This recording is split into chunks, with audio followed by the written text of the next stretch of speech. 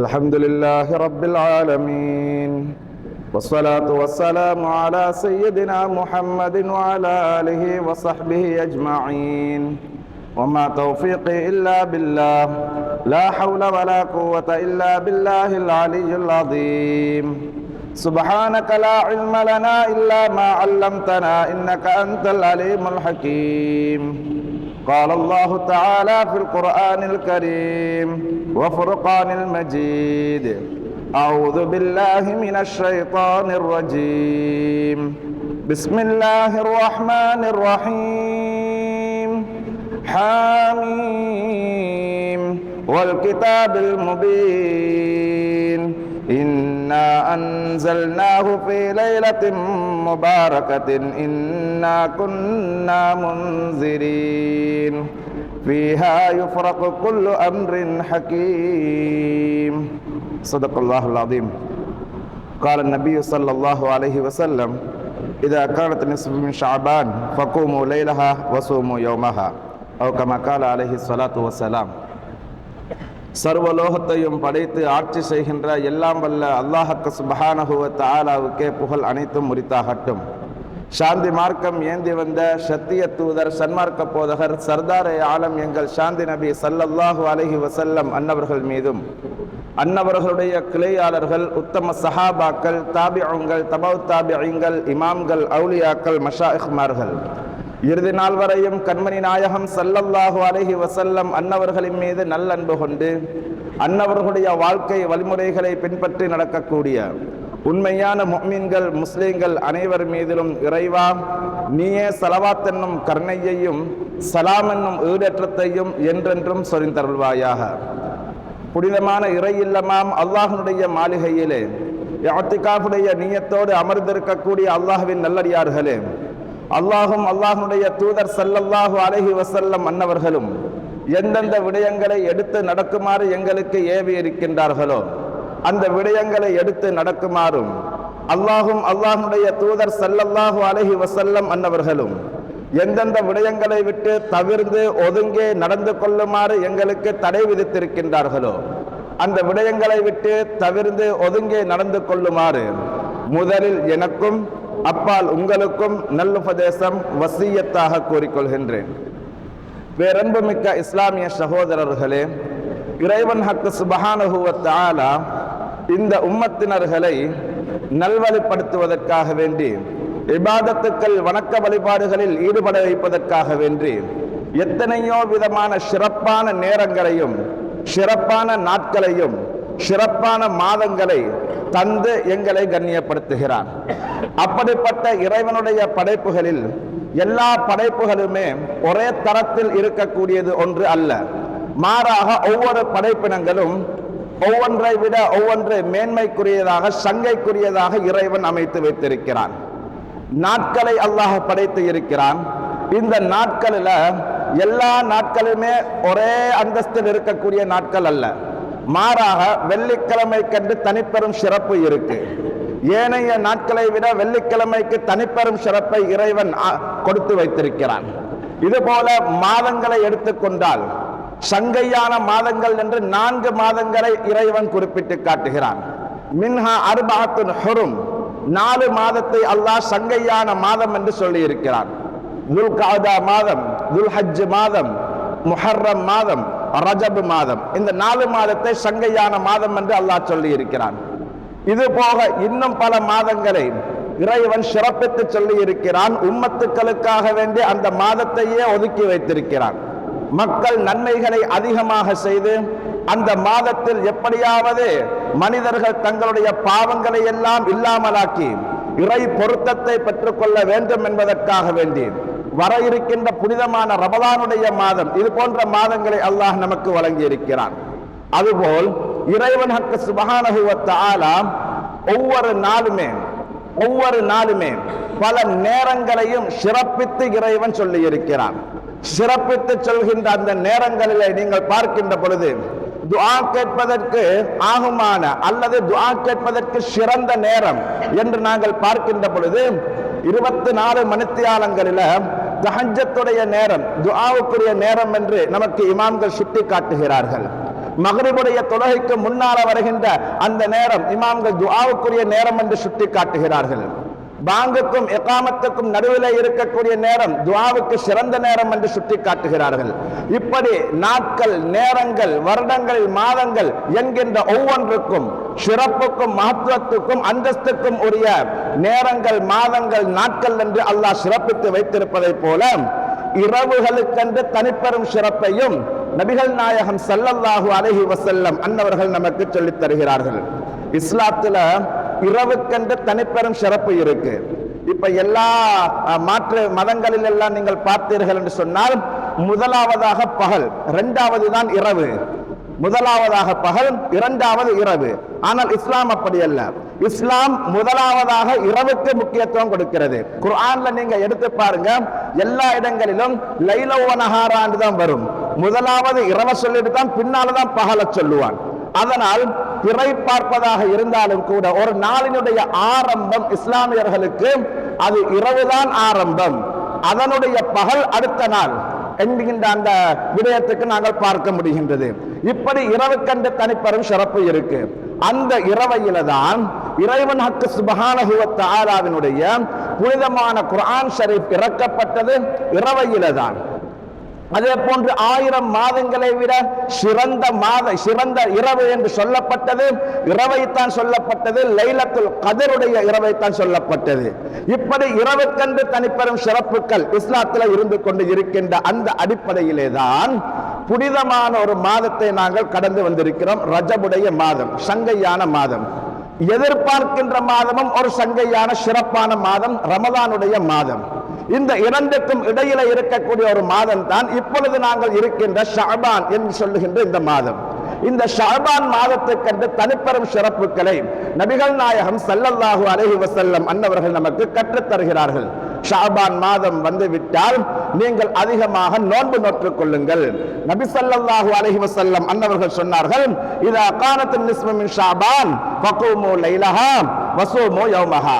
ஷஅபானுடைய மாதத்துல நிஸ்ஃபு ஷஅபான் என்று சொல்லக்கூடிய 15வது இரவு, அந்த இரவையில நீங்க அல்லாஹ்வை நின்று வணங்குங்கள். அதே போன்று அதனுடைய பகலில நீங்கள் நோன்பு நோற்றுக் கொள்ளுங்கள் என்று நபிகள் நாயகம் ஸல்லல்லாஹு அலைஹி வஸல்லம் அன்னவர்கள் சொல்லுகிறார்கள். இறைவன் குர்ஆன்ல இப்படி ஒரு வசனத்தை சொல்லி காட்டுகிறான். சூரத்துல் துஹானில, ஹாமீம் வல் கிதாபில் முபீன், தெளிவான இந்த மேகத்தின் மீது சத்தியமிட்டு அல்லாஹ் சொல்கிறான், இன்னா அன்ஸல்நாஹு ஃபீ லைலத்தின் முபாரகா, நாங்கள் பரக்கத்து செய்யப்பட்ட ஒரு இரவையில தான் புனிதமான குர்ஆனை இறக்கி வைத்தோம் என்று இறைவன் ஹக்கு சுப்ஹானஹு வ தஆலா சொல்லுகிறான். இந்த லைலத்துல் முபாரகா என்று சொல்லக்கூடிய இரவு எது என்கின்றதில் இமாம்கள் பல பேர்கள் பல கருத்துக்களை சொல்லுகிறார்கள். பரக்கத்து செய்யப்பட்ட இரவு என்று அல்லாஹ் சொன்னானே, இது எந்த இரவு? இதை சொல்லுகின்ற பொழுது சையதுனா இக்ரிமா ரலியல்லாஹு அன்ஹு அன்னவர்கள் சொல்லுகிறார்கள், இது நிஸ்ஃபு ஷஅபானுடைய ஷஅபான் மாதத்தினுடைய 15வது இரவு என்று சொல்லி காட்டுகிறார்கள். அதுபோன்று இப்னு அப்பாஸ் ரலியல்லாஹு அன்ஹு அன்னவர்கள் இது லைலத்துல் கத்ருடைய இரவு என்றும் சொல்லி காட்டுகிறார்கள். எப்படியோ இக்ரிமா ரலியல்லாஹு அன்ஹு அன்னவர்கள் சொன்ன விஷயமும் இப்னு அப்பாஸ் ரலியல்லாஹு அன்ஹு அன்னவர்கள் சொன்ன விஷயம் ஒரே விஷயத்தை தான். ஏனென்றால் இந்த ஆயத்தில் வரக்கூடிய பின்னால வரக்கூடிய ஆயத்தை அவர்கள் மையப்படுத்துகிறார்கள். ஃபீஹா யுஃப்ரகு குல்லு அம்ரின் ஹகீம், இந்த இரவையில தான் உறுதி செய்யப்பட்ட லௌஹுல் மஹ்பூதுல எங்களுடைய வாழ்நாளில் என்னென்ன நடக்கும் என்றெல்லாம் எழுதி வைக்கப்பட்டிருக்கிறது. அந்த விஷயங்களை எல்லாம் இறைவன் ஹக்கு சுப்ஹானஹு வ தஆலா ஒவ்வொரு காரியத்தையும் பிரித்து தெளிவுபடுத்துகின்ற அன்றைய நாள் அந்த நிஸ்ஃபு ஷஅபானுடைய நாளினுடைய தொடக்கம், அதனுடைய முடிவு தான் லைலத்துல் கத்ருடைய இரவு என்று சொல்கிறார்கள். இதை இக்ரிமா ரலியல்லாஹு அன்ஹு அவர்களிட்ட கேட்கும் பொழுதே சொன்னார்கள், அவர்கள் சொன்னதும் சரி, நான் சொல்வதும் சரி, நான் தொடக்கத்தை சொல்லி இருக்கிறேன், அவர்கள் முடிவை சொல்லி இருக்கிறார்கள் என்று அவர்கள் பதில் சொல்லுகிறார்கள். ஹைர், இப்படி லைலத்துல் முபாரகா பரக்கத்து செய்யப்பட்ட இரவு என்று வருகின்ற பொழுது குர்ஆன் அந்த இரவையில தான் இறக்கப்பட்டது என்று வருகிறது. இதற்கு இமாம்கள் விளக்கம் சொல்லுகிறார்கள். குர்ஆன் இறக்கப்பட்டதா? நாங்கெல்லாம் லைலத்துல் கத்ருடைய இரவையில தானே குர்ஆன் இறக்கப்பட்டது என்று தெரிந்து வைத்திருக்கிறோம். உண்மைதான், லைலத்துல் கத்ருடைய இரவையிலும் இறக்கப்பட்டதுதான். அதே போன்று நிஸ்ஃபு ஷஅபானிலும் இறக்கப்பட்டதுதான். அது எப்படி சாத்தியமாகும் என்று சொன்னால், லௌஹுல் மஹ்ஃபூதுல குர்ஆன் முழுமையாக எழுதப்பட்டு இருந்தது. அந்த லௌஹுல் மஹ்ஃபூதுல இருந்து முதலாவது வானத்துல பைத்துல் இஸ்ஸா என்று சொல்லக்கூடிய ஒரு வீடு இருக்கின்றது. அந்த பைத்துல் இஸ்ஸாவுக்கு முழுமையாக இறக்கப்பட்டது இந்த நிஸ்ஃபு ஷாபானில் தான். லௌஹுல் மஹ்ஃபூதுல இருந்து பைத்துல் இஸ்ஸா முதலாவது வானத்துக்கு இறக்கப்பட்டது குர்ஆன் இந்த நிஸ்ஃபு ஷாபானில். அதே போல அந்த பைத்துல் இஸ்ஸாவில இருந்து உலகத்துக்கு முதலாவதாக லைலத்துல் கத்ருடைய இரவையில இக்ரா பிஸ்மி ரப்பிக்கல்லதி ஹலக் என்கின்ற அந்த 5 வசனங்கள் ஆரம்பமாக இறக்கப்பட்டது. அதில் லைலத்துல் கத்ருடைய இரவு.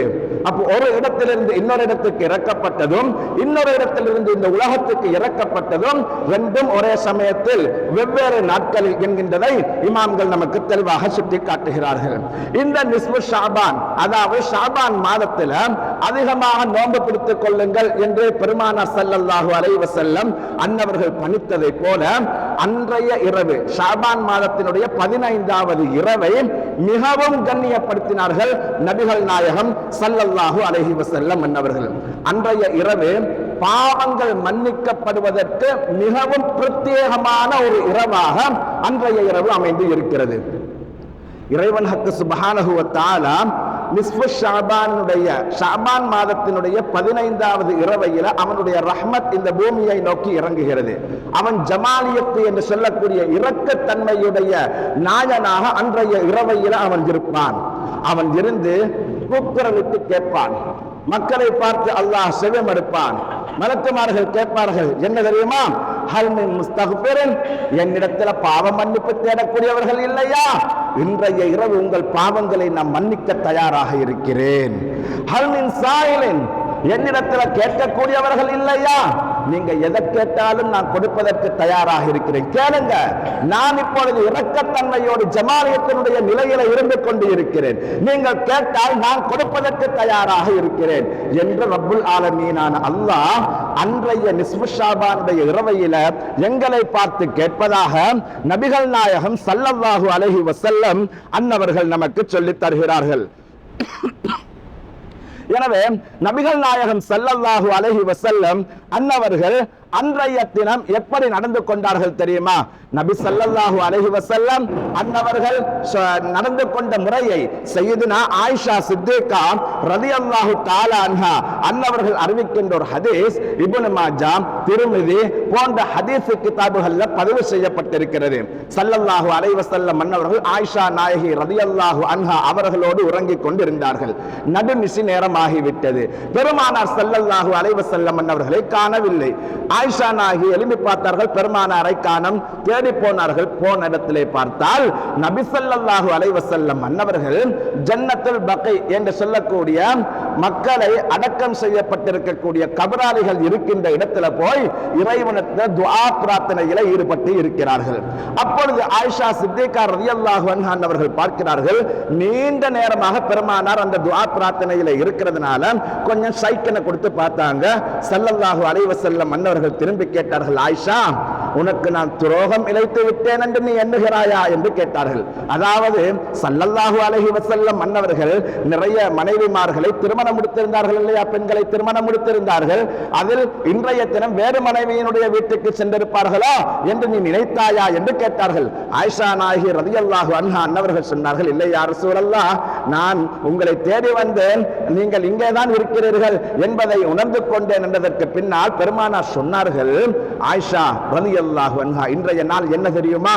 இது நிஸ்ஃபு ஷாபான், ஷாபான் மாதத்தினுடைய 15வது இரவு. இன்றைய தினத்தில் ரப்புல் ஆலமீனான அல்லாஹ்வுக்கு சுப்ஹானஹு வ தஆலா மதீனாவில் இருக்கக்கூடிய மிகப்பெரிய ஆட்டு மந்தைகளை வைத்திருக்கக்கூடிய ஒரு கோத்திரம் தான் கல்பு கோத்திரத்தினர்கள். இவர்களுடைய ஆட்டினுடைய ரோமங்களினுடைய அளவு மக்களுடைய பாவங்களை அல்லாஹ் மன்னிக்கிறான். அவர்களை நரகத்திலிருந்து விடுதலை செய்து சுவர்க்கத்துக்கு அல்லாஹ் தகுதியானவர்களாக மாற்றுகிறான். அதனால் தான் நான் இறைவனிடத்தில் துஆ பிரார்த்தனை செய்து கொண்டிருக்கிறேன் என்ற கருத்தை தான் நபிகள் நாயகம் ஸல்லல்லாஹு அலைஹி வஸல்லம் அன்னவர்கள் நமக்கு சொல்லித் தருகிறார்கள். இதனால் தான் இந்த நிஸ்ஃபு ஷாபானுக்கு ஒரு பெயர் சொல்லுவாங்க, பராஅத்துடைய இரவு அப்படி என்ற ஒரு பெயர் சொல்லுவாங்க. ஏன் இந்த பெயரை சொல்றாங்கன்னா, பராஅத் சொன்னா விடுதலை. எதிலிருந்து விடுதலை? மினன்னார், நரகத்தில் இருந்து விடுதலை செய்யக்கூடிய இரவு. இந்த ஹதீஸுக்களை மையமாக வைத்துத்தான் இந்த பெயர்களை முன்னோர்கள் இமாம்கள் நமக்கு சொல்லி காட்டுகிறார்கள். சஹாபாக்கள் கூட இந்த பெயர்களை அவர்களும் இதை சொல்லி காட்டியும் இருக்கின்றார்கள். தஃப்சீர்களில் கூட பதிவு செய்யப்பட்டிருக்கிறது இந்த பெயர் பராஅத் லைல் என்று சொல்லி லைலத்து பராஆ என்கின்ற பெயரை சுட்டிக்காட்டி இருக்கின்றார்கள். எனவே இந்த பராஅத்துடைய இரவையில பாவங்கள் மன்னிக்கப்படுகிறது.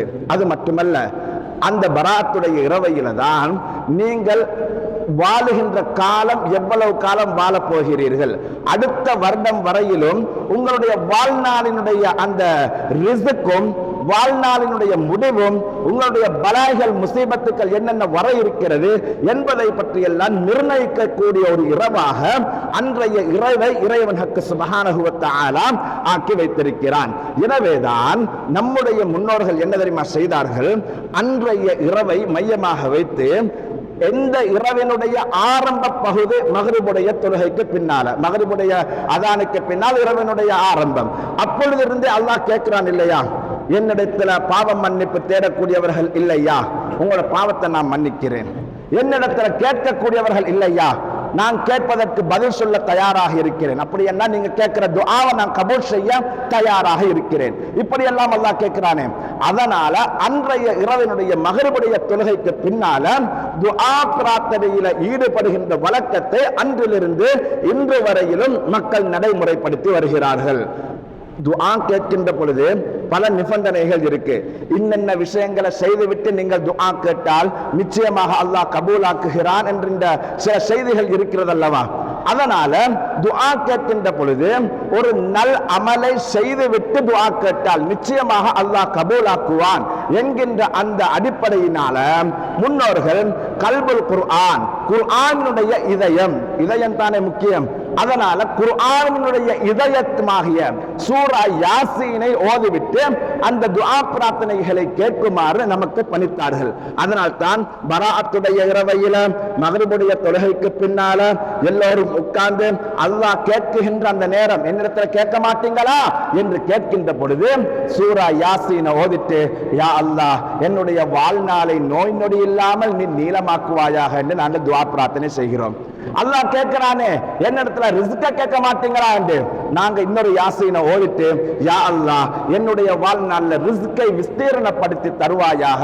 ரிஸ்க் என்று சொல்லுகின்ற பொழுது வெறும் சாப்பாடு மட்டுமல்ல, வெறும் குடிபானங்கள் மட்டுமல்ல, ஒரு மனிதன் இந்த உலகத்தில் வாழ்வதற்கு எதுவெல்லாம் முக்கியமோ அவனுக்கு தேவைப்படுகிறதோ அத்தனையுமே ரிஸ்க் தான். அந்த ரிஸ்கை யா அல்லாஹ் எனக்கு விஸ்தீரணப்படுத்துவாயாக என்று துஆ கேட்கிறோம்.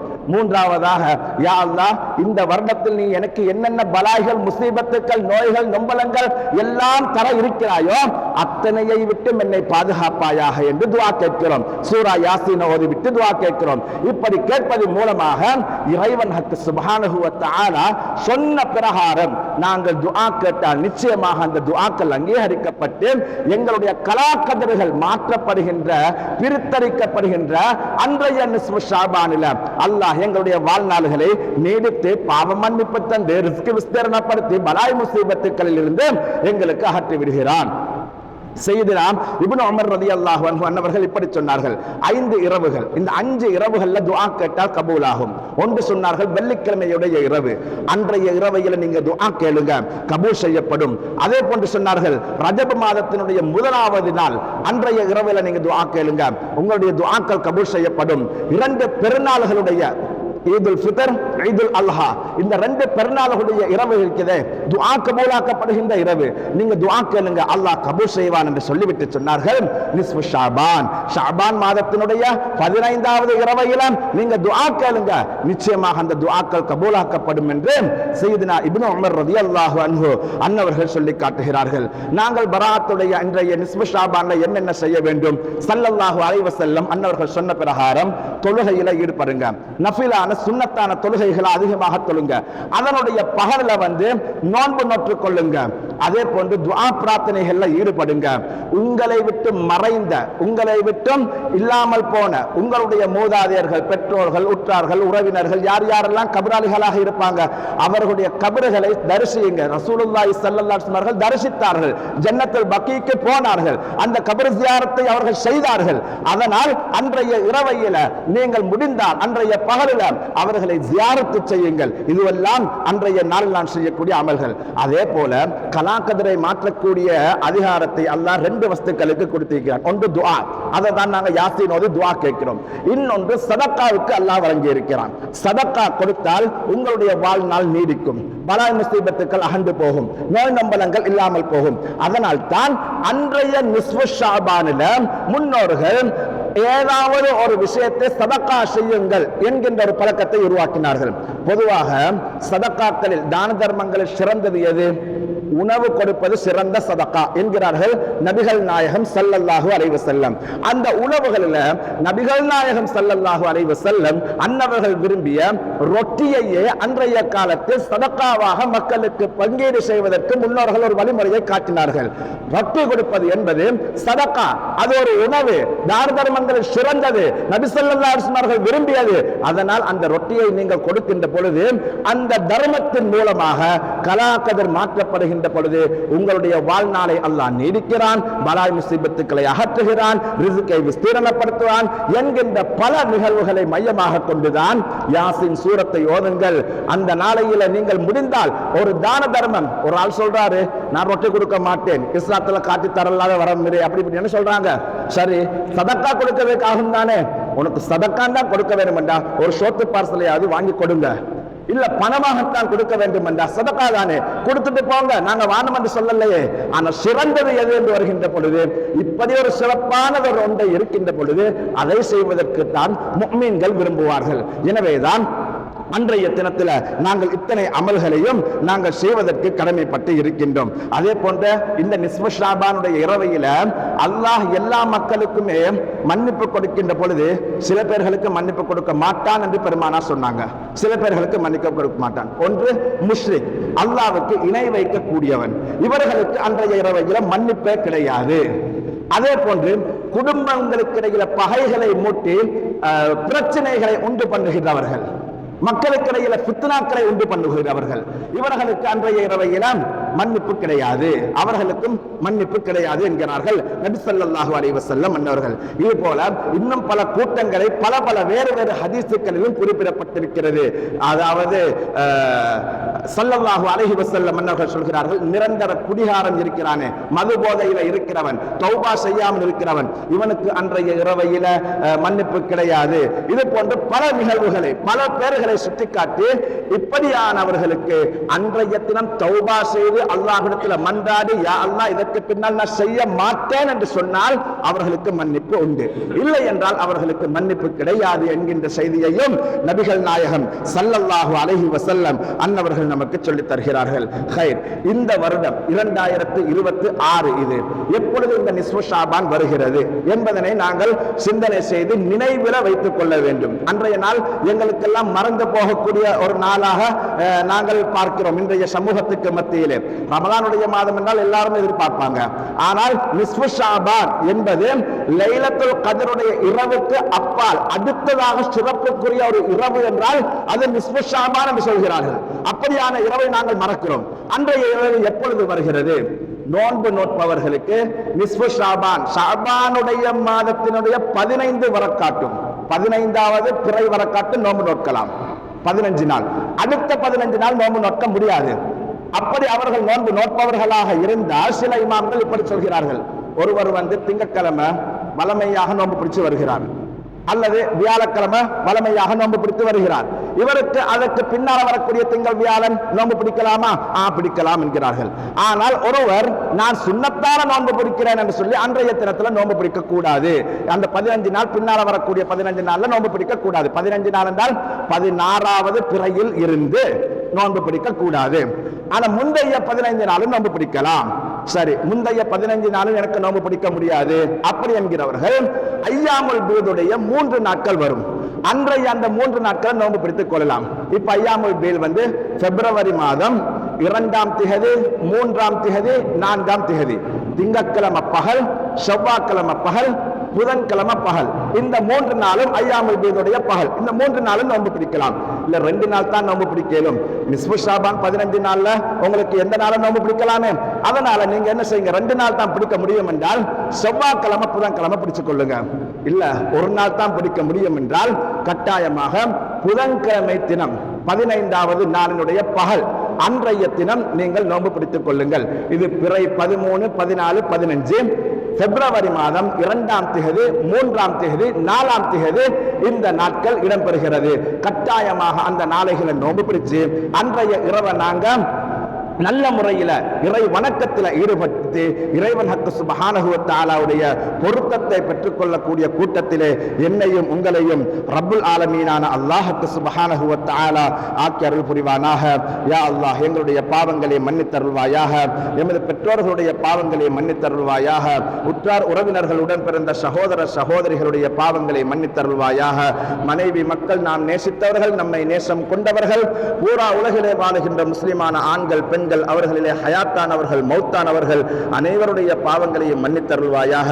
யா அல்லாஹ், எங்களுடைய ரூஹுகளை கைப்பற்றுகின்ற பொழுது எங்கள் நாயகம் ஸல்லல்லாஹு அலைஹி வஸல்லம் அன்னவர்களுடைய காட்சியை கண்களிலே கண்டவர்களாக, நாவிலே கலிமாவோடு முழு குர்ஆனும் உள்ளத்தில மனனமான நிலைமையில நபிகள் நாயகம் ஸல்லல்லாஹு அலைஹி வஸல்லம் அன்னவர்களுடைய புனிதமான ரவுலா ஷரீஃபுக்கு முன்னால் எங்கள் உயிர்களை கைப்பற்றுவாயாக. முத்து முஹம்மது ரசூலுல்லாஹி ஸல்லல்லாஹு அலைஹி வஸல்லம் அன்னவர்களுடைய புனிதமான உடலை தாங்கி நிற்கக்கூடிய மதீனத்து மண்ணில ஜன்னத்துல் பகீல எங்களுடைய உடம்புகளையும் சேர்த்து வைத்து அருள் புரிந்தருள்வாயாக. நாளை கியாமத்திலும் சுவர்க்கத்திலும் நபிகள் நாயகம் ஸல்லல்லாஹு அலைஹி வஸல்லம் அன்னவர்களுடைய காலடியில இருக்கக்கூடிய பாக்கியத்தை நம் அனைவருக்கும் யா அல்லாஹ் நீ தந்தருள் புரிவானாக.